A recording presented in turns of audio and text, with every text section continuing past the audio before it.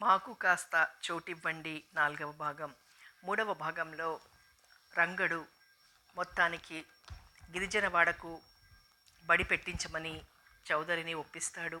ఇక చౌదరి కూతురు మంజరి హరిజన యువకుణ్ణి ప్రేమిస్తూ ఉంటుంది. వాళ్ళిద్దరూ పెళ్లి కాదేమో అని, తల్లిదండ్రులు ఒప్పుకోరని, కులమతాలు అడ్డుగా ఉంటాయని భావిస్తారు. కథ కొనసాగుతుంది. వేసవి సెలవులకు ఇంటికొచ్చింది మంజరి. కానీ ఆమె మనసు జాన్ చుట్టుకునే ఉంది. మళ్ళీ కాలేజీ ఎప్పుడు ప్రారంభమవుతుందో అన్న భారం అనుక్షణం ఆమె మనసులో మెదులుతోంది. ఒకరోజు తీరికగా కూర్చున్న చౌదరికి కూతురికి వివాహం చేయాలన్న అభిప్రాయం తోచింది. తాను ఈ పదవిలో ఉండగా ఆ మూడు ముళ్ళు వేయించేస్తే ఘనతగాను ఉంటుంది. ఆ పైన ఘనంగాను చదివింపులందుతాయి. మరి పంచాయతీ బోర్డు ప్రెసిడెంట్ కదా అని అనుకున్నాడు చౌదరి. ఆ ఆలోచన రావటమే తడవుగా మంజరిని తన గదిలోకి రమ్మనమన్నాడు. ఏమిటి నాన్నా అంటూ ప్రవేశించింది మంజరి. నోట్లో ఉన్న లంక పొగాకు చుట్టను పెదవుల మధ్య తిప్పి గట్టిగా పొగను ఒక్కసారి లోపలికి లాగారు. తదుపరి చుట్టముక్కను కిటికీలో నుండి బయటికి విసిరి నోటబట్టిన పొగను బయటకు వదిలి కిటికీ నుండే తుపుక్కున ఉమ్మి కూర్చో మంజు అన్నారు ఆప్యాయంగా చౌదరి. విశేషమేదో ఉందనుకుంటూ కూర్చుంది మంజరి. నీ చదువు ఇంకా సంవత్సరమేగా ఉంది. అవును నాన్న, అందుకే నీకు వివాహం చేసేయాలనుకుంటున్నాను అన్నారు. దానికి కూతురు నుండి ఏమని సమాధానం వస్తుందోనన్న కుతూహలంతో చౌదరి, అప్పుడే ఎందుకు పిచ్చిదానా, అప్పుడే ఏమిటమ్మా, ఏ వయసుకు కావలసింది ఆ వయసులో ఉండాలి. ఎట్లాగూ నీ చదువు అయిపోతోందిగా, ఇంకా నేను చదవాల్సింది చాలా ఉంది నాన్న. ఏమోనమ్మా, మీ అమ్మ ఉంటే ఈ కర్తవ్య భారంలో నాకు సహాయపడేది. ఏమైనా నీకు పెళ్లి చేయాల్సిందే. ఈ పదవిలో ఉండగానే అది జరిగిపోవాలి, జరిగి తీరాలమ్మా అన్నారు చౌదరి. మీ పదవికి నా వివాహానికి సంబంధం ఏమిటి? నీకు తెలియదమ్మా, ఇందులో రాజకీయం చాలా ఉంది. ప్రెసిడెంట్ కూతురంటేనో ప్రెసిడెంట్ చౌదరి అంటేనో ఉన్న విలువ ఆ పదవి పోతే ఉండదమ్మా. అందుకే నీకు పెళ్లి చేసేయాలి. నీ సమస్యను రాజకీయాలతో ముడిపెడతావా? ఈ దేశంలో ఏ నాయకుడైనా తను చేసే ప్రతి పని ఈ రాజకీయాలతోనే ముడిపెట్టి నడుచుకుంటాడు. అదేనమ్మా ఈ రోజుల్లో రాజనీతి. నేను చదువుకోవాలి, పెళ్ళైన తర్వాత చదువుకో, ఎలా కుదురుతుంది? పోనీ నష్టమేమిటి? అంతేగాని మీ అవకాశాల కోసం, రాజకీయ ప్రయోజనాల కోసం చేస్తున్న ఈ పనిని మాత్రం విరమించుకోరా అన్నది మంజరి. ఆమెకు త్వరగా జాన్తో వివాహం అయిపోవాలనే ఉంది. కానీ తండ్రి చెప్పగానే వివాహానికి అంగీకరిస్తే బాగుండదని అభిప్రాయపడింది. అవును, నేను కాదంటే ఈ చౌదరి మాటకు తిరుగులేదు, అలా ఉండటానికి వీల్లేదు. కొన్ని క్షణాలు ఆలోచించి సరే మీ ఇష్టం అన్నది. హమ్మయ్యా, నాకు తెలుసమ్మా నువ్వు నా మాటకు అంగీకరిస్తామని అన్నాడు చౌదరి. తండ్రి మాట కూతురు వినాలి, కూతురు మాట తండ్రి వినాలి అన్నది మంజరి. వినాలి కదా మరి, అయితే నీకు కూడా ఏదన్నా కోరిక ఉందా? ఉంటే చెప్పేయి అన్నాడు చౌదరి. పెళ్లి కొడుకుని చూశారా? అదెంత పనమ్మా, కాకితో కబురు చేస్తే 1,000,000 మంది పెండ్లి కొడుకులు మన ఇంటి ముందు మోగుతారు. మన హోదా, ఆస్తి, అంతస్తు విని చేతులు కట్టుకొస్తారు. ఈ ప్రెసిడెంట్ చౌదరి కూతుర్ని చేసుకోవాలనుకునే వాళ్ళు ఎంతమందో నువ్వే చూద్దువు గాని అన్నారు బుంగమీసాలు మెలివేస్తూ చౌదరి. అంతా బడాయి నాన్న. ప్రతి తండ్రి తన కూతుర్ని గురించి ఇట్లాగే కలలు కంటాడు. కానీ నేనొకటి అడగనా నాన్న? ఒకటేమిటమ్మా? ఎన్నైనా అడుగు. నువ్వు కూడా అమ్మ కోసం చేతులు కట్టుకుని నిలబడ్డావా? ప్రెసిడెంట్ చౌదరా? అప్పుడు ప్రెసిడెంట్ కాదుగా. అవుననుకో, అవుతానన్న అభిప్రాయం అప్పుడే ఉన్నది. అయినా నన్ను ఈ విషయంలో ఇబ్బంది పెడుతున్నావమ్మా. ప్రతి తండ్రి తన కూతుర్ని గొప్పగా చెప్పుకోవటం, గొప్ప చేసుకుని ఆనందించటం తప్పు కాదుగా. అంత మాత్రాన కాబోయే అల్లుడు ఇంటి ముందు ఈగలా చేతులు కట్టుకుంటాడు అనటం ఉచితం కాదు నాన్న. తన బిడ్డ మీద ఉన్న మమకారంతో పరాయి బిడ్డను కించపరచటం అవివేకం కాదా? అది మాత్రం గౌరవమా అంది మంజరి. అప్పుడే అల్లుడు గారి మీద ఎంత ప్రేమమ్మా! ఆడదానికున్న ఆత్మాభిమానం. అభిమానం గల ఆడది తల్లిదండ్రుల కంటే భర్తనే ఎక్కువగా గౌరవిస్తుంది, అభిమానిస్తుంది. అది స్త్రీ ధర్మం కదా. చాలా నేర్చుకున్నావమ్మా. ఇంకా చిన్నపిల్లని అనుకున్నారా? నాకెప్పుడూ చిన్నపిల్లవేగా. అది వయసులో తప్పనిసరి కదా. నీతో వాదించలేను. మీ రాజకీయ నైపుణ్యాన్ని ఉపయోగించుకోండి. రాగబంధాలలో ఈ రాజకీయం ఒక్కొక్కప్పుడు చిక్కుపోయి కదల్లేకపోతుంది. రాజకీయంగా దెబ్బతిన్న రాగబంధాన్ని వీడలేమమ్మా. నిజంగా నాన్న తన దారికి వస్తాడు అన్న ఆశతో అంది మంజరి. అది సత్యమమ్మా. ఎంతటి వారలైనా రాజకీయ అవకాశాన్ని రక్త సంబంధం కోసం వినియోగించుకుంటారు. రక్త సంబంధం ముందు దేశం ఏమైనా ఈ ప్రజలు ఎట్లా చస్తున్నా పట్టదు. అసలు ఆ విషయాల మీద దృష్టి పోనివ్వరు. అంతేకాదమ్మా, ఇంకా ఈ రక్త సంబంధానికి మేలు చేసే రాజకీయ ప్రయోజనం ఏమన్నా ఉంటే దాన్ని కూడా వినియోగించుకునే స్వార్థం మాలాంటి వాళ్లలో గూడు కట్టుకుని ఉంటుంది అన్నారు చౌదరి. అయితే వరుడు దొరికాడా? చెప్పాను కదమ్మా వేటాడాలని. ఒక్క విషయం నాన్న. ఏమిటది? మీరేమి అనుకోండి అంటే విషయం ఏమిటో చెప్పిన తర్వాత కదమ్మా ఏదైనా అనుకునేది. చెప్పటానికి తటపటాయించింది మంజరి. నవ్వి చెప్పమ్మా అన్నారు చౌదరి. నేను ఒక వ్యక్తిని ప్రేమించాను అన్నది భయము బిడియంతో మంజరి. ఒక వ్యక్తినేనా అన్నారు వ్యంగ్యంగా చౌదరి. అదేమిటి నాన్న, ఒక్కళ్ళనుగాక ఎంతమందిని ప్రేమిస్తానో? ప్రేమించడానికి ఏముందమ్మా, నేను ఈ దేశ ప్రజల్ని ప్రేమించటంలే. కాకపోతే కడుపు కాలి ఏడుస్తున్నా వాడి వల్ల ప్రయోజనం లేకపోతే గ్లాసుడు మంచినీళ్ళు కూడా ఇవ్వని ప్రజానాయకుడిని. ఏమైనా నా కూతురివి కదా, ఒక్కరినే ప్రేమించాను అనటం బాగుండలేదు. అటువంటి ప్రేమ కాదు నాన్న, నా హృదయపూర్వకంగా ప్రేమించాను. మేము వేదికల మీద ఆ మాటే వల్లిస్తాం. కాకపోతే వేదిక దిగగానే చెప్పింది మర్చిపోతాం. నువ్వు అది అమలుపరుచుకోవాలి, అలవర్చుకోవాలి అన్నారు కూతురు మనసు గ్రహించిన చౌదరి. ప్రేమంటే మీరనుకునేంత అల్పమైంది కాదు. ఇతరులను వంచేది అంతకంటే కాదు. పవిత్రమైన ప్రేమ బంధంతో కలిసి సూత్రబంధంతో జీవితాంతం ఒకటిగా నడవాలనుకున్నాం. అబ్బా, చిలక పలుకుల్లా ఉన్నాయమ్మా. అయినా నువ్వు కాలేజీకి వెళ్ళి చదువుకొచ్చింది నేర్చుకొచ్చింది ఇదా?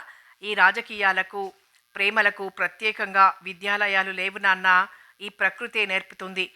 కాకపోతే అందులోనూ ఇందులోనూ కొంతమందే ఉద్దండులై విజయాన్ని సాధిస్తారు అన్నది మంజరి. మాటలు బాగా నేర్చావే. ప్రెసిడెంట్ గారి కూతుర్ని కదా. నా కూతురైతే అటువంటి పని చెయ్యదు దృఢంగా అన్నారు చౌదరి. అయితే నీ కూతుర్ని కాదా? నిశ్చలంగా అంది మంజరి. మాటకు మాట నీ కూతుర్ని కదా. ఇంకా పట్టుగా ఉండి మాట్లాడితే కూతురు ఎదురు తిరిగితే ప్రెసిడెంట్ పరువు గ్రామంలో పోతుందని. అది సరే కానీ మన వంశం సాంప్రదాయం ఆలోచించకుండా ప్రవర్తించరాదమ్మా. ఇంకా ఈ శతాబ్దంలో వాటిని గురించి ఆలోచన అది మన రక్తంలో జీర్ణించుకుపోయిందమ్మా. మరి వేదికల మీద చెప్పేది మన కోసం కాదు, అది వినేవాళ్ల కోసం మంజు. ఈ ప్రేమలంటే నాకు అసహ్యం. వాటిని నేను చచ్చినా నమ్మను. మీ నమ్మకంతో నాకు పనేమిటి? పెళ్లి చేసుకునేది నేను. ఇష్టం లేని మొగుడితో నేను కాపురం చేయలేను. అది మీకు ఆనందాన్ని కలిగిస్తుందా అన్నది మంజరి. మంజరి చిన్ననాటి నుండి ఇంతే పెంకిఘటం. మంచైనా చెడైనా సూటిగా చెప్తే దోవకు రాదు. ఆ విషయం బాగా తెలుసు చౌదరికి. అందుకే ఇంతకీ ఎవరిని ప్రేమించావు అన్నాడు. జాన్ని. విదేశీయుడా స్వదేశీయుడా? ఎందుకు? విదేశీయుడైతే డబ్బు కలవాడై ఉంటాడు. ఇతరత్రా ముందు ముందు చాలా ఉపయోగకారి అవుతాడు. స్వదేశీయుడైతే స్వదేశీయుడే అదిరిపడ్డాడు చౌదరి. అయితే వాడు హరిజనుడు. మంజరి చెంప చెళ్ళు మంది. నాన్న అంది బాధగా మంజరి. సిగ్గులేదు? మన సాంప్రదాయాన్ని మరిచి సంచరిస్తే సర్దుకున్నాను. కానీ నీ ఇంగితం ఇంతగా దిగజారిపోతుందనుకోలేదు. ఇంత సువిశాల భారతంలో మన కులం వాళ్ళు నీకు దొరకలేదా? మరో కులంలో వాళ్ళు దొరకలేదా? ఈ హరిజనున్నాను ప్రేమించేది. ప్రేమ కులాలు వర్గాల భేదం లేదు. వివాహానికి వాటిని అంటపెట్టుకోవటం అవివేకం. వైవాహిక జీవితం మనసుల కలయికపై ఆధారపడి ఉంటుంది. ఈ కులాలు ఒకటైనంత మాత్రాన జీవితాలు సుఖపడతాయా? జాన్ చాలా మంచివాడు, నా మనసుకు నచ్చినవాడు. అతని తప్ప మరొకరిని వివాహం చేసుకోను. ఉపన్యాసాలు ఇస్తున్నావా? కాదు, ప్రజానాయకునిగా మీ కీర్తికి మెరుపు తెస్తున్నాను.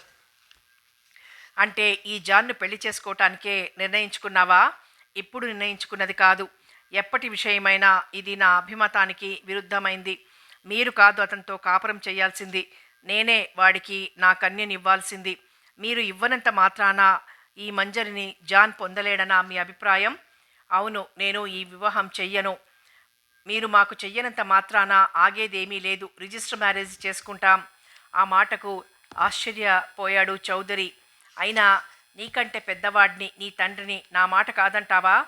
పెద్దవాడిగా గౌరవమిస్తాను. కానీ ఈ విషయంలో మీ మొండి వైఖరిని మార్చుకోకపోతే మిమ్మల్ని వ్యతిరేకించక తప్పదు. నీకెవరిచ్చారు ఈ అధికారం? ఒకరిచ్చేదేమిటి? ఈ ప్రభుత్వం ఓటు హక్కు ఇచ్చి వ్యక్తిత్వాన్ని గుర్తించింది. దాన్ని నిలుపుకోవటం ఓటరు బాధ్యత. చెప్పిన దానికల్లా ఊకొడుతూ డూడు బసవన్నలా తల ఊపి వ్యక్తిత్వాన్ని చంపుకోను. నా మనసుకు నచ్చింది నేను చేస్తాను. కానీ అటువంటిది ఇతరులకు హాని చేసేది మాత్రం కాదు. వివాహం అనేది నా సమస్య. ఎవరిని చేసుకోవాలి అనేది నేను నిర్ణయించుకోవాలి. వైవాహిక జీవితంలో మాధుర్యాన్ని గాని, విషాన్ని గాని గ్రహించి అనుభవించేది భార్యాభర్తలు గాని, తల్లిదండ్రులు కాదు. అటువంటప్పుడు అర్థం లేకుండా ఈ పెద్దలకు పెత్తనమివ్వటం అనవసరం. ఈ కాలంలో కూడా ఆ పద్ధతిని అంటిపెట్టుకోవటం అవివేకం అన్నది దృఢ నిశ్చయంతో మంజరి. నీ మనసును వాడు పాడు చేశాడు అన్నాడు చౌదరి. నా మనసు బాగానే ఉంది. నా వివాహం మాట విని మీ మనసు పాడై ఉంటుంది. కుదుటపరుచుకోండి. కాబోయే అల్లునికి గౌరవం ఇవ్వటం నేర్చుకోండి. వాడా నా అల్లుడు? అదే వద్దన్నాను. నేను దానినే వద్దంటున్నాను. మీరు వద్దన్నా మా ఇద్దరి వివాహం జరిగి తీరుతుంది. నీ ప్రేమగాథను విని క్షమించగలను, కానీ వాడిని చేసుకోవటానికి అంగీకరించను అన్నాడు లౌక్యంగా చౌదరి. అంటే జరిగిందేదో జరిగిపోయింది, వాడిని మర్చిపో. జాన్ను మనస్ఫూర్తిగా ప్రేమించాను. ఆయనకు నా మనసిచ్చేశాను. మనసేగా ఇచ్చింది. మా నాన్న వద్దన్నాడని మళ్ళీ పుచ్చుకో. ఇది మీ ఉపన్యాసాల వంటిది కాదు. వివేకం కలిగి వ్యవహరించు. ఉద్రేకంలో అనేకం చేస్తాం. అటువంటి ఉద్రేకానికి లోనై మీలాంటి వాళ్ళు చేసే ముఖ్యమైన పొరపాటు ఇదే. ఇది చాలామందికి సర్వసాధారణమైన విషయం. వివాహం అనేది 1000 ఏళ్ల పంట.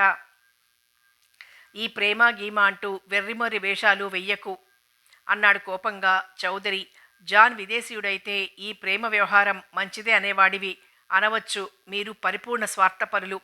అంతా మీకోసం, మీ మంచి భవిష్యత్తు కోసం. నువ్వు, మీ అన్నయ్య నా 2 కళ్ళు. మీ జీవితాల్ని సరిదిద్దే బాధ్యత నాది. నాకు కళ్ళు లేకపోతే ఈ లోకం కనిపించదు. నాకింక మనుగడ కడు దుర్భరమైపోతుంది. అందుకే నా కళ్ళను గురించి శ్రద్ధ వహించాలి. అందుకోసం జాగ్రత్తగా నడుచుకోవాలి. అవాంతరాలు ఎదుర్కోవాలి. వాటిని రక్షించుకోవటానికి అన్యాయమైనా చెయ్యాలి. ధర్మాన్నైనా ఎదిరించాలి. అది నా నిర్ణయం. దానికి తిరుగులేదు అన్నాడు కృతనిశ్చయంతో చౌదరి. నిజంగా మీరు నా భవిష్యత్తుని ఆలోచిస్తున్నారా? నా సుఖం కోసం ప్రయత్నిస్తున్నారా? అబద్ధం, ఒట్టిది. మీ ప్రయోజనం కోసం, మీ గొప్ప కోసం, ఈ సంఘంలో మీ పేరు ప్రతిష్టల కోసం శ్రమిస్తున్నారు, ప్రయత్నిస్తున్నారు. అది కాకపోతే ఫలానా వారి అమ్మాయి పెళ్ళి బాగా జరిగిందనో, వారి అల్లుడు అంత గొప్పవాడనో నలుగురు మిమ్మల్ని గురించి చెప్పుకోవాలనే స్వార్థం మీలో ఉంది. అంతేగాని నా సుఖం కోసం మీరు ప్రయత్నించరు. నా సుఖం నా మనసుకు నచ్చిన వాడిని వివాహం చేసుకోవటంతో లభిస్తుంది. కాబట్టి నేను సుఖపడాలంటే జాన్తో నా వివాహం జరిపించండి అంది మళ్ళీ మంజరి. పదే పదే నేను కాదన్నదే నువ్వు కావాలంటాం బాగుండలేదు. మనం ఈ సంఘంలో బ్రతుకుతున్నామన్న విషయాన్ని మర్చిపోకు. మనం చేస్తున్నది మనకు బాగుండవచ్చు, కానీ మన సాటి వారిలో అది ఎంతవరకు ఎటువంటి ప్రభావాన్ని మనపై చూపుతుందో ఆలోచించు.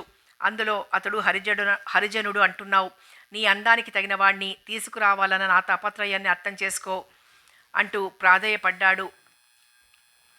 సాటి వారి కోసం నా మనసు ఇష్టమైంది చేయకుండా ఉండలేను. జాన్ ఎవడైనా, ఎలాంటి వాడైనా నా మనసుకు నచ్చాడు. హరిజనుడైనంత మాత్రాన వివాహానికి అనర్హుడా? కాదు, కానీ మనకు తగినవాడు మాత్రం కాదని అంటున్నాను. మీరు సుప్రసిద్ధ గాంధేయులు కదా. అటువంటప్పుడు జాన్తో నా వివాహం చేయటానికి కుంటి సాకులు ఎన్నో వల్లిస్తారేం? ఒక విధంగా ఆ ప్రకారం వివాహం చేస్తే మీకు రాజకీయ ప్రయోజనం కూడా ఎక్కువ మోతాదులో లభించవచ్చునేమో అంది మంజరి. ఆ మాటతో నన్న చౌదరి తమ వివాహానికి అంగీకరిస్తాడని ఆమె అభిప్రాయం. నేను గాంధీయుడనే కావచ్చు, కానీ రాజకీయ ప్రయోజనం కోసం ఇచ్చే ఉపన్యాసం అది. అంత మాత్రం చేత అన్ని ఆచరణలో పెట్టలేం. ప్రజా శ్రేయస్సు అంటూ ముందు మా ప్రయోజనాలు, మా కులం వర్గం ప్రయోజనాలు చూసుకోవాలి. లేకపోతే మళ్ళీ ఎన్నికల్లో మేము గెలవలేం. అందుకే ఈ వెనుకబడిన దళిత వర్గాల మీద ప్రేమను అనేక విధములైన ఘాటైన పదజాలాన్ని ఒలికిస్తాం. వాళ్ళ హృదయాలను ఆకర్షించి మా పావడి గుంజకు కట్టుకోవడానికి తాపత్రయపడి ఎన్నో అంటాం, ఎన్నో చేస్తామని చెప్తూ మా స్వార్థం చూసుకుంటూనే ఉంటాం. వాళ్ళ పాదసేవ మా ధ్యేయమని, మా జీవితాలను వాళ్ళ పాదసేవతో ధన్యత చెందుతాయని మరింకెన్నో మాటలు వల్లించుతాం. అదంతా పొలిటికల్ గేమ్. ఓట్లు సంపాదించడానికి పడే పాట్లు. పదవుల కోసం ఆత్మాభిమానాన్ని, మానవత్వాన్ని చంపుకుంటాం. నైతికంగా దిగజారైనా మేము పదవుల కోసం పాకులాడతాం. ఆ కుమ్ములాటలో అన్నవన్నీ ఆచరించటానికి అంగీకరించాం. అటువంటిదే ఈ గాంధేయ హరిజనాదర్శం కూడాను. గాంధీకి హరిజనులు గిరిజనులు అంటే అభిమానం. గాంధీ మీద కూడా వారికి అభిమానాలు మెండు. అందుకే ఆ గాంధీ అనుయాయులు గా నటించి రాజకీయ విన్యాసంలో ఇష్టమున్నా లేకపోయినా నోటికి వచ్చిన మాటనల్లా వదిలేస్తాం. నోటి మాటేగా అనే అభిప్రాయం మాలాంటి వారికి లేకపోలేదు. ఇదంతా నీకు చెప్పటం అనవసరం. అయినా కూతురన్న అభిమానంతో చెప్పేస్తున్నాను. హరిజనుడే నా దేవుడని రాజకీయ ప్రయోజనం కోసం అనజాలము గాని నిజంగా వాడిని పూజించగలమా? వాడితో సహపంక్తిన భోజనం చేస్తామా? కాకపోతే ఏదన్నా హోదా పదవి అలంకరించిన వారితో తప్పనిసరి కూర్చుంటాం. వాళ్ళ వాళ్ళు అల్ప సంతోషులు. అందుకే మేము అన్నది నిజమేనని వాళ్ళు ఓట్లు మాకే వేస్తారు. మేమంటే ఒళ్ళ మాలిన అభిమానంతో నమ్మిన బంట్ల వలె మా అండన ఉంటారు. కాకపోతే ఏదో కొద్దిగా మాత్రం ప్రయోజనాన్ని వారికి చూపుతాం. దాన్ని భూతద్దంలో చూసి మీ ప్రయోజనం కోసమే ఇదంతా అని ఉపన్యాసాలు దంచేస్తాం. పాపం అమాయకులు. మేము పలుగులు దొంగలించి గుండు సూదులు దానం చేసేవాళ్ళమని వాళ్ళు ఇంకెన్ని జన్మలెత్తినా గ్రహించలేరు. వాళ్ళ మేధస్సు పెరగదు. ఈ గాంధేయ సిద్ధాంతాలను అభిప్రాయాలను వల్లించటంలో అంతటి మహిమ ఉన్నది. కాబట్టి మంజరి, నేను గాంధేయవాదినే, కానీ అంత మాత్రం చేత నీ వివాహాన్ని అంగీకరించెను అన్నాడు చౌదరి. అంటే మీరు రాజకీయ నటులన్నమాట. స్టేజ్ నటులు, సినీ నటులు, ఇంకా అనేక మంది జీవనాధారం ఆ నటన. అది ప్రమాదకరమైంది కాదు. కానీ మీ నటన సమాజానికి కీడు చేసేది. సాటి మానవుణ్ణి తీయని మాటలతో నమ్మించి తడి గుడ్డలతో కుత్తుకలు కోస్తున్నారు. మీరెంతటి నీచులో ఇప్పుడే అర్థమవుతోంది అంది చీత్కార భావంతో మంజరి. మంజు, హద్దు మీరు మాట్లాడకు. కూతురువని ఇన్ని విధాలా చెప్పాల్సొస్తోంది. అదే ఇంకొకరు నా మాటకు ఎదురు తిరిగితే ఇప్పటికే యమపురి చేరుండేవారు. నీ మంచి కోసం చెప్తున్నాను. నా మంచి నాకు తెలుసు. మా వివాహం జరిపించి తీరాలి. అంతేనంటావా? అంతే. ఇంటి గుట్టు, అందులోనూ పెద్దింటి రగడ రచ్చకెక్కటం బాగుండదు. అనేక కుటుంబాల కల్లోలాలను సమస్యను రచ్చబండ మీద కూర్చుని పరిష్కరించే ప్రెసిడెంట్ చౌదరికో విషమ పరీక్ష. ఈ విషయం బయటపడరాదు. నీతి కోవిదులు సామదాన భేద దండోపాయాలు చెప్పనే చెప్పారు. ఇక దండోపాయం మిగిలుంది. తాను నమ్మిన సత్యాన్ని ఆచరించటానికి అంతకంటే అనుసరించే మార్గం లేదనుకున్నాడు చౌదరి. సరే మంజు, నువ్వంత గట్టిగా జాన్నే ప్రేమించానని చెప్తున్నావు కాబట్టి నేను అంగీకరిస్తున్నాను. మాట వరసకే అంటున్నానని, గాఢమైన ప్రేమానుబంధం మీ మధ్య లేదని, అయినా అదంతా శాశ్వతమైంది కాదని అనుకుని నీ కాలాన్ని పాడు చేశానేమో, ఏవేవో చెప్పి విసిగించానేమో. చూడు మంజు, నీ ఆనందమే నా ఆనందం. నువ్వు అతనితో సుఖపడతానంటే నాకంతకన్నా కావలసిందేముంది? నీ ఇష్ట ప్రకారమే మీ వివాహాన్ని స్వయంగా జరుపుతాను అన్నారు తన రాజకీయ నైపుణ్యాన్ని ప్రదర్శిస్తూ చౌదరి. సగటు మనిషిలా నిజమేనా నాన్న అంది సంతోషంగా మంజరి. నిజమేనమ్మా, కానీ ఒక్కటి ఈ తండ్రి కోసం చెయ్యాలి. ఏమిటది? అతడు హరిజనుడని ఎవరితోనూ ఇప్పుడే చెప్పకు. చెప్పినా పర్వాలేదనుకో. నీ వివాహం రోజున ఈ ప్రజలు తెలుసుకుని ఆశ్చర్యంతో ఉక్కిరి బిక్కిరైపోవాలి. నా విశాల హృదయాన్ని కొనియాడాలి. నేను సుప్రసిద్ధ గాంధేయుడునని చచ్చినట్లు నమ్మి తీరాలి. అట్లాగే నాన్న. మంజు, నా కల్లుణ్ణి చూడాలనుంది. ఇక్కడ పనులు చాలా ఒత్తిడిగా ఉన్నాయి. అందుకని జాన్ని మన ఊరికి తీసుకురా తల్లి. తప్పకుండా నాన్న, రేపే తీసుకొస్తాను. మా నాన్న చాలా మంచివాడు నాన్న. నిజంగా నువ్వు ఈ వివాహానికి అంగీకరించవనే భయపడ్డాను. మా నాన్న హృదయం నవనీతం. నాన్న, నిజంగా నీలాంటి తండ్రి కడుపున పుట్టడం ఎంతో అదృష్టం అంది సజల నేత్రాలతో మంజరి. చౌదరి నవ్వారు. ప్రస్తుతం అంతకన్నా ఏం చేయగలరులే. అందులో ఆయన నవ్వు రాజకీయ చతురుడు శ్రీకృష్ణుని నవ్వు. దుర్మార్గాలు చేస్తూ నవ్వాలి, వాటిని చేసి నవ్వేసెయ్యాలి. అవమానాన్ని నవ్వుతూ అందుకోవాలి. అంతర్గతంగా ద్వేషం పెరిగిపోతున్నా నవ్వుతూ తిరగాలి. అది రాజకీయ నాయకునికి ఓ అసెట్ అయి కూర్చుంటుంది. అది ఆచరించి లాభం పొందిన వాళ్ళు చాలామంది ఉంటారు ఈ మానవ ప్రపంచంలో. మంజరి సంతోషంతో తన గదిలోకి వెళ్ళిపోయింది. ఇతర కులస్తులను ఈ చౌదరి కూతురు ప్రేమించిన, చౌదరి కూతుర్ని ఇతర కులస్తులు ప్రేమించిన పర్యవసానం అంతే అనుకున్నాడు చౌదరి. కళ్ళు మూసుకుని ఆలోచన వాహినిలో పడిపోయాడు. ఒకరోజు పాండు బాగా సారాయి తాగేసి వస్తున్నాడు. వేద పండితుడైన చైన్లు గారు శివాలయం నుండి వస్తున్నాడు. పాండు పరిస్థితిని గ్రహించి రోడ్డుకు పక్కగానే పోతున్నారు చైన్లు గారు. ఆయన్ని చూసిన తాగుబోతు పాండు, అయ్యగారు కాసంత ముక్కుపుడమెయ్యరు అన్నాడు తడబడే నడకతో బాటు తడబడుతున్న మాటలతో. తాగినవాడితో మాటలెందుకులే అని విని విననట్లుగా పోతున్నారు చైన్లు గారు. మిమ్మల్నేనండి. దానికి చైన్లు ఒకసారి వాడిని చూసి ముందుకెళ్ళబోయారు. అప్పుడే వాడు చైనులు గారికి చాలా దగ్గరకొచ్చాడు. ప్రయత్నించి వాడి నుండి దూరంగా పోవాలని చైన్లు అభిప్రాయం. కానీ ఏం పంతులు అన్నాడు పాండు. వాడు ఏదైనా అంటాడు. ఆ అధికారం వాడికున్నది. నివ్వెరపోయి చూశారు చైన్లు. తనంతటి వాడిని ఆ విధంగా సంబోధించటమా? తన దారిన తాను పోతున్నా ఏమిటి వీడి పొగరు? తాగుబోతు వెదవ అనుకున్నాడు మనసులో చైన్లు. అట్టా సుత్తావేం బాపనోడా? కాసంత ముక్కుపొడ ఏమంటే పారిపోతాండావేం? దూరంగా వెళ్ళిపోతాండావేం అన్నాడు ఇంకా మీదికి పోతూ పాండు. దూరంగా జరుగుతూనే పోరా, దూరంగా ఉండవతలికి. ముక్కుపొడమా ఇంకేమన్నానా? వాడి మార్గాన్ని మరల్చాలని అన్నారు చైన్లు. పోరా ఏటన్నావు? ఏరా బాపనోడా, నన్ను పోరా అంటావా? దూరంగా పొమ్మంటావా? అంటరానోడని దూరంగా పోతావా? ఏం మేం మనుషులం కామా? ఏంది మాలోనూ రక్తముంది. ప్రభుత్వం మేం చెప్పినట్టింటుంది. మాకోసమే అది. ఇప్పుడే నిన్ను ఏదైనా చేసేస్తాను. మాకడ్డం లేదు. పిచ్చి బాపనోడా, ఈ కులాలేందిరా? పాత దినాలు పొయ్యాయి. మీ బాపనోళ్ల కాలం సెల్లిపోయింది. మాది ఈ ప్రభుత్వం. మా కోసం ఈ ప్రభుత్వం. మమ్మల్ని మీలాంటోళ్ళు ఏదన్నా అంటే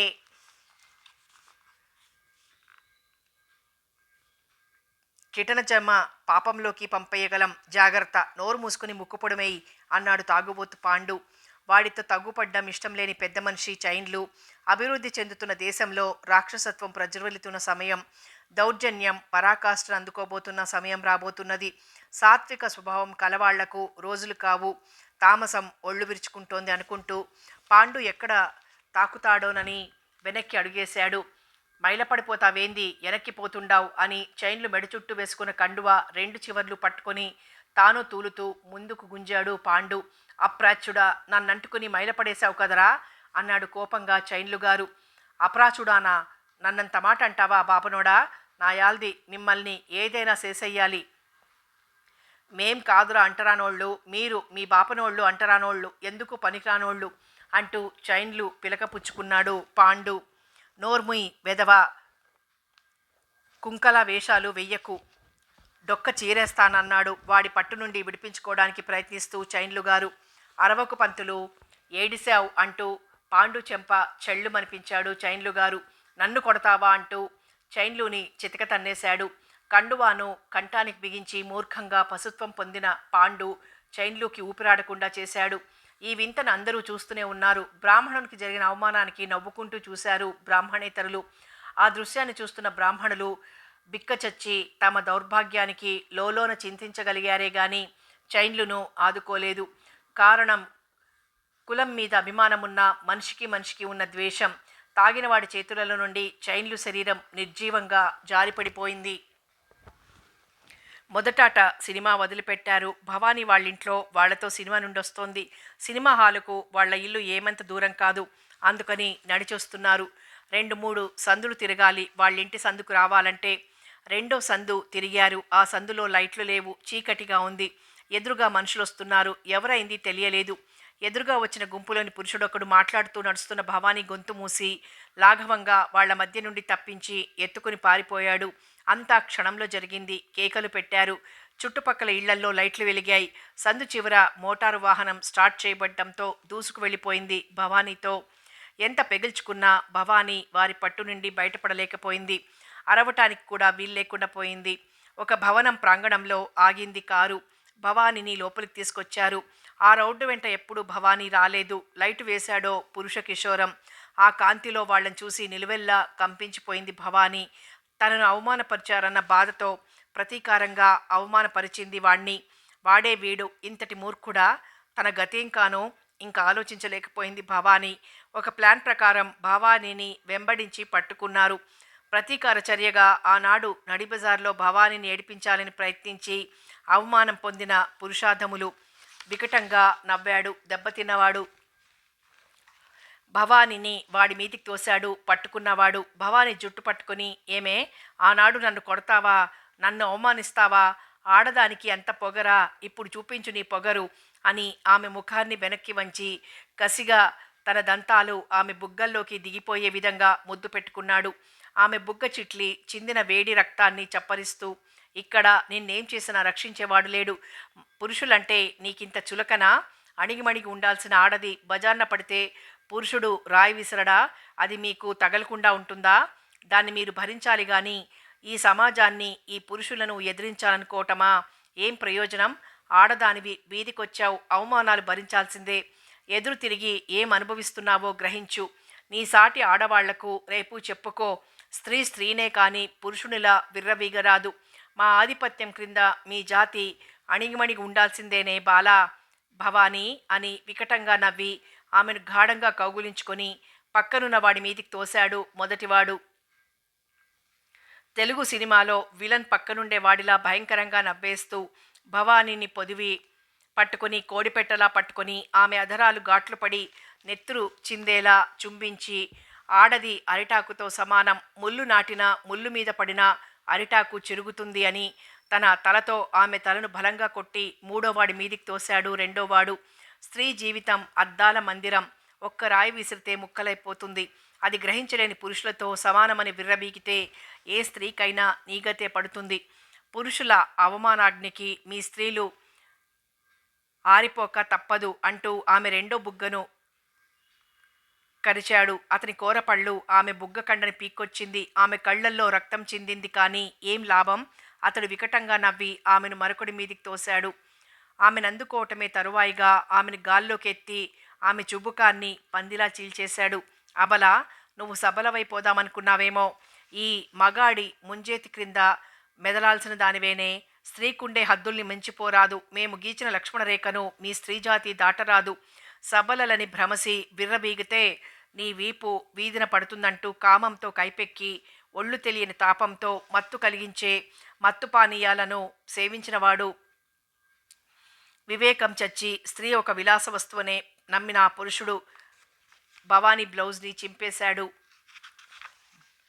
తనను తాను దాచుకోవటానికి ప్రయత్నించి విఫలురాలైంది. ఒక్కొక్కరు ఒక్కొక్క విధంగా అక్కడున్నవాళ్లు ప్రవర్తించారు. కాట్ల కుక్కలకు మధ్యన విసరబడిన మాంసపు ముద్దల విధి విసిన స్త్రీ అపురుష శునకాల మధ్య చిక్కింది. భవానికి నోరు పెగిల్చుకునే అవకాశం లేదు. మృత్యువాత పడ్డ జీవికి జీవన్మరణ పోరాటంలో నోటి మాటకు నోచుకోదు. అదేవిధంగా భవానీ వీలైనంత వరకు తనను తాను రక్షించుకోవాలనే ప్రయత్నిస్తోంది. కానీ కాట్ల కుక్కలు ఆమెలో అందిన దాన్ని అల్లా అందుకుంటూ చుంబనాల పేర కఠినమైన వాడి దంతాలతో కొరుకుతూ అడ్డం వచ్చిన ఆమె వస్త్రాలను చించి పారేశారు. నగ్నంగా తయారై వెల్లకిలా పడి ఉన్న ఆమె శరీరాన్ని ఆ లైటు కాంతిలో చూస్తూ ఉన్మత్తులైపోయారు. ఆ అసహాయురాలు జీవోత్సవంలా ఉండిపోయింది. జ్ఞాన విహీనులు, మానవత్వం అంటేనే తెలియని మనుషులు, పశువుల కన్నా క్రూర జంతువుల కన్నా హీనంగా, మరెంతో భయంకరంగా ఎదుట ఉన్న మనిషి బాధను గ్రహించని మూర్ఖులు ఆమెను ఆక్రమించారు, బాధించారు, అనుభవించారు. రాక్షసుల కామ పైశాచికత్వానికి పణంగా ఆమె ప్రాణాలు అనంత వాయువుల్లో ఎప్పుడో కలిసిపోయాయి. కానీ మదోన్మత్తులకు ఆ విషయం తెలియటానికి చాలా కాలం పట్టింది. ఆ చచ్చిన స్త్రీ శవంతోనే వాళ్ల తాపాన్ని తీర్చుకున్నారు ఆ వీర కిశోరాలు. నాయుడు దీనబంధు వీధి అరుగు మీద కూర్చున్నాడు. మునిపల్లెలో ఈ దీనబంధు ప్రెసిడెంట్ చౌదరికి ప్రత్యర్థి. ఈయన రాజకీయంగా కూడా చౌదరికి ప్రత్యర్థి. ఆ పల్లెలో ఎన్నికలలో చౌదరి ఎత్తుగడల ముందు నిలవలేకపోతున్నాడు. రాజకీయ ప్రయోజనం కోసం సమస్యలను విశ్లేషించి ప్రచారం కొనసాగించిన ఓటర్లకు విఘ్నత లేని కారణంగా గొర్రెల సమూహాన్ని మలవేసుకోలేని అసమర్థత మూలంగా చౌదరి ముందు నిలవలేకపోతున్నాడు. రాజకీయంగా ఈ రోజుల్లో నిలకడగలిగిన పదవుల్లో నిలవాలంటే చాలా కష్టమే. ఆ కష్టం కేవలం గొర్రెదాటు మందను అదుపులో ఉంచుకోవటంలోనే ఉంది. మళ్ళీ ఎన్నికలలో నిలబడి విజయం సాధించాలని దీనబంధు నిర్ణయించుకున్నాడు. సామ, దాన, భేద, దండోపాయాలను ఉపయోగించైనా ప్రత్యర్థులపై విజయం సాధించాలన్నది రాజకీయ నీతి కదా. ప్రతినాయకుడు అలానే అభిప్రాయపడతాడు. ప్రజాప్రతినిధి అయిన తర్వాత కూడా తన స్థానాన్ని నిలుపుకోవటానికి ప్రయత్నిస్తాడు. ఇతడు నివురుగప్పిన నిప్పు. సమయం వస్తేనే కానీ బయటపడడు. అటుగా పోతున్న రంగణ్ణి చూసి, ఏరా రంగా, మీ గూడెం స్కూల్ విషయం ఎంతవరకు వచ్చింది అన్నాడు దీనబంధు. ఇంకేం తెలవలేదు దొరా అన్నాడు వెడుతూనే రంగడు. ఆగరా నీ తొందరమండ, ఇంతకీ నీ విషయం నీ దొర తేల్చలేదా అన్నాడు దీనబంధు. చౌదరికి దీనబంధు నాయుడికి పడదని అందరికీ తెలుసు. అవసరానికి ఇద్దరు ఇతరులను ఉపయోగించుకుంటారని తెలుసు. కాకపోతే తెలిసి కూడా వాళ్ళ ప్రయోజనం కోసం ఈ భూకామందుల చేతి క్రింద ఈ అవకాశవాదులు, తక్కువ వర్గాల వాళ్ళు, బలహీనులు ఉండక తప్పటం లేదు. వ్యక్తిత్వం లేని మనిషికి అండ ఉండాల్సిందే. అండ లేకపోతే ఇటువంటి వాళ్ళు తమలపాకులా ఎండిపోగలరు. మా దొర కేకలేస్తాడు దొరా అన్నాడు రంగడు. అరే నీ తల సిగదరగా ఆగరా, చెప్పండి తొందరగా అన్నాడు నిలబడే రంగడు. ఒక్క విషయం, మీ గూడానికి స్కూలొస్తే మీ పిల్లకాయలు చదువుకుంటారు. ఈ రైతుల పని ఖాళీ. భూమి దున్నటానికి, పశువులను కాయటానికి మనుషులు ఎక్కడుంటారు? అందుకే మీ గూడెం స్కూలుకు ఇంత ఆలస్యం చేస్తున్నాడ్రా మీ దొర. మీరు చదువుకుంటే వాడి దగ్గర అధికారంలో ఉండరు. వాడు చేస్తున్న నిర్వాకాన్ని మీరు గ్రహిస్తారు. అందుకనే మిమ్మల్ని చదువురాని వాళ్ళగానే ఉంచి వాడి ప్రయోజనానికి మిమ్మల్ని ఉపయోగించుకుంటున్నాడు. అసమంటోరు కాదు దొరా, నేనంటే ఆయనకి మంచి ఇది అన్నాడు రంగడు. అది కేవలం మీ ఓట్ల బలాన్ని దృష్టిలో ఉంచుకుని చేస్తున్న నటన మాత్రమే. లేకుంటే ఇన్ని రోజులైనా మీ గూడెం స్కూల్ సమస్యను పరిష్కరించడానికి ప్రయత్నించాడా? ఎప్పుడు ఆ విషయమే గందా మాట్లాడేది. నీతోనా? అవును బాబు నవ్వేసి. నీతోనే మాట్లాడతాడులే. నిన్ను నీ ఆశను జోకొట్టడానికి. అదే రాజకీయపు టెత్తు. పదవిలో ఉన్నప్పుడు పలికేవన్నీ చిలక పలుకులే. ప్రత్యర్థిగా ఉండేటప్పుడే అసలు స్వరూపం తెలుస్తుంది. ఎన్నో మానభంగాలకు, దౌర్జన్యాలకు కారకులైన విధ్వంస దళిత నాయకులు పదవులు చేపట్టిన తర్వాత దళారీ మాటలు చెప్పటం ఈ ప్రపంచ రాజకీయ చరిత్రలో సహజమైపోయింది. వర్గ విద్వేషాన్ని, ప్రాంతీయ తత్వాన్ని రెచ్చగొట్టే స్వార్థపరులు పదవు అందుకున్న వెంటనే సమానవాదాన్ని ఒలికించి మనమందరం అన్నదమ్ములం అంటారు. ఇటువంటి కుయుక్తులు మీకు తెలిసేది మీరు విద్యావంతులైన తర్వాతే. మాటలోని అర్థాలు, మనుషుల్లోని భావాలను చదవాలన్నా, తెలుసుకోవాలన్నా చదువు కావాలి. అటువంటి చదువులకు మిమ్మల్ని దూరం చేస్తూ మీ అభ్యుదయానికి పాటుపడుతున్నామని ఉపన్యాసాలు దంచేస్తున్నారు అన్నాడు ఉద్రేకంగా నాయుడు దీనబంధు. రంగడు, నాయుడు, దీనబంధు కాక మరికొంతమంది వచ్చి చేరారు. రాజకీయ చర్చ అంటే వినటానికి ఇంపుగానే ఉంటుంది. అందులోనూ అధికారంలో ఉన్న వాళ్లపై అనధికార నాయకుల విమర్శలో మరీ మరీ వినాలని ఉంటుంది. దానికి తోడు అధికార పక్షాన్ని అభిమానించే వాళ్ళు కూడా ఈ చర్చా సమయంలో ఉంటే కాలమే తెలియదు. అంతా అంతే, ఉన్నవాడిని చూసి లేనివాడెప్పుడు ఏడుస్తాడు అన్నాడొకడు. వాడికి పాలనాధికారం పొందిన పార్టీ అంటే మహా చెడ్డ అభిమానం. అది సగటు మనిషి అభిప్రాయం. నేనేదో ఈర్ష్యతో అంటున్నానని మీలో ఎవరన్నా అనుకుంటే నేనేమీ చేయలేను. కానీ నాకు అటువంటి భావన లేదు. అధికారంలోకి ఏ పార్టీ వచ్చినా పర్వాలేదు, కానీ ప్రభుత్వ పాలనాధికారం పొందిన పార్టీ మాత్రం దేశ ప్రజలందరినీ ఒకే దృష్టితో చూడాలి. అప్పుడు కదా సోషలిజం పురివిప్పుకునేది. అట్లాగాక మైనారిటీలు, వెనకబడ్డవాళ్ళు, హరిజనులు అంటూ ఏదో కొన్ని వర్గాల వాళ్లకే ఉపయుక్తమైన మార్గాలను అవలంబిస్తే మరి మిగతా వారి గతేం కాను? వారు ఏ విధంగా ఈ దేశంలో జీవన మార్గాన్ని పొందగలరు? అధికారం ఉంది కదా అని రాజకీయ ప్రయోజనం కోసం కృషి చేయటం సమంజసం కాదు. సామాజిక దృష్టిలో ఆర్థిక స్థితిని బట్టి సహాయం చేయటానికి పూనుకుంటే ఈ మైనారిటీలు, వెనకబడ్డవాళ్ళు, హరిజనులు అందరూ వస్తారా వర్గానికి? అది ఏ మంత్రి గ్రహించడేమో అని నా ఆవేదన. ముందు వెనకబడ్డ వాళ్లను ముందుకు తోయాలి కదా అన్నాడు మరొకడు. అందుకోసం ముందు నిలబడ్డవాడిని పడదోసి వాడి మీద నిలబెట్టడం న్యాయమా? అది రాక్షసుల ధర్మం కాదా? విలువలేని గడ్డికి నాణ్యతను చేకూర్చో, ఆపాదించో, పార్కులలో జాగ్రత్తగా పెంచో, ప్రాముఖ్యతను చాటో, ప్రాధాన్యతనిచ్చి కళాత్మకంగా నిలపొచ్చును గాని అంత మాత్రాన వెనకబడ్డ దాని మీదే దృష్టి ఉంచి ఫలాలనిచ్చే వృక్షాలను నరకటం భావ్యమా? వాటి సహజ గుణాలను అరికట్టటం ధర్మమా? తాటి చెట్టు నెక్కించటానికి ఊతం ఇవ్వటం మంచిది కాదని ఎవ్వరూ అనడు. ఎక్కే నేర్పు వాడిలో కలిగించటం నేరమని కూడా ఎవడూ అనడు. కాకపోతే నేర్పు ఉన్నవాణ్ణి అధిరోహించే అర్హత ఉన్నవాణ్ణి కాదని ఒక మూలకు చేర్చటం సమంజసం కాదంటాను. ఆ అసమర్థుణ్ణి ఎందాక పైకి తోస్తావు? వాడిలో జిజ్ఞాస, జ్ఞానం పెంచాలి గాని గాలికి నిచ్చెనలు వేసి ఎంతవరకు పైకి ఎగతోయగలవు? వత్తాసు ఇస్తే నిప్పంటించిన తారాజువ్వలా పైకెగసి వెలగాలి గాని ఎంతకు వెనక నెట్టులేందే ముందడుగు వేయలేని వాడికి ఎంతకాలం చేయుతనిస్తారు అని బాధ మాత్రం ఉంది. అంటే వెనకబడ్డవాళ్ళు, హరిజనులు అలాగే ఉండాలన్న మీ అభిప్రాయం? మీరు అభివృద్ధి నిరోధకులు అన్నాడో సెమీ రాజకీయవేత్త. బ్యాలెన్స్డ్ గ్రోత్ దేశానికి మంచిదంటాను. సమాజపరంగా అది చాలా అవసరం. ఆర్థిక సమానత పెంపొందిస్తే సమాజంలో వర్గద్వేషాలు చాలా వరకు నశిస్తాయి. అది యోచిస్తున్నట్లు లేదు. కేవలం రాజకీయ ప్రయోజనాన్నే ప్రతిదానితో ముడివేస్తే ఒక వర్గాన్నో, కులాన్నో, ప్రాంతాన్నో నిర్లక్ష్యం చేయటమే అవుతుంది. అది నా అభిప్రాయం అన్నాడు నాయుడు దీనబంధు. వెనక వాళ్ళు ముందుకొస్తేనే కదా సమాజం అయ్యేది అన్నాడో హాఫ్ నాలెడ్జీ వ్యక్తి. మీరన్నట్టుగానే వాళ్ళనే ముందు నిలబెడితే మరి కొన్ని వర్గాలకు చెందిన వాళ్ళు, అందులోనూ ఆర్థికంగా వెనకబడినోళ్ళు వెనకే ఉండిపోతారు కదా. అటువంటప్పుడు ఇంకెక్కడ సమాజం? అయితే మీరనేది ఏమిటి? మరొకరి ప్రశ్న. నేనన్నా ఎవరన్నా ఒక్కటే. అందరినీ సమాన దృష్టితో చూడాలి. కొందరి కోసం కొన్ని సంవత్సరాల పాటు మరికొందరిని అవకాశ శూన్యుల్ని చేయటం అన్యాయం. వాళ్ళ జీవనాధారానికి అవరోధం కలిగించటం, వారి ప్రాథమిక హక్కులపై అధికారం చెలాయించి అవకాశ శూన్యులను చేయటం కాదా? ఉద్యోగ అవకాశాలలో ఈ విషయం అందరికీ విదితమవుతుంది. నానాటికి రిజర్వేషన్ల శాతం పెరుగుతూ వస్తోంది.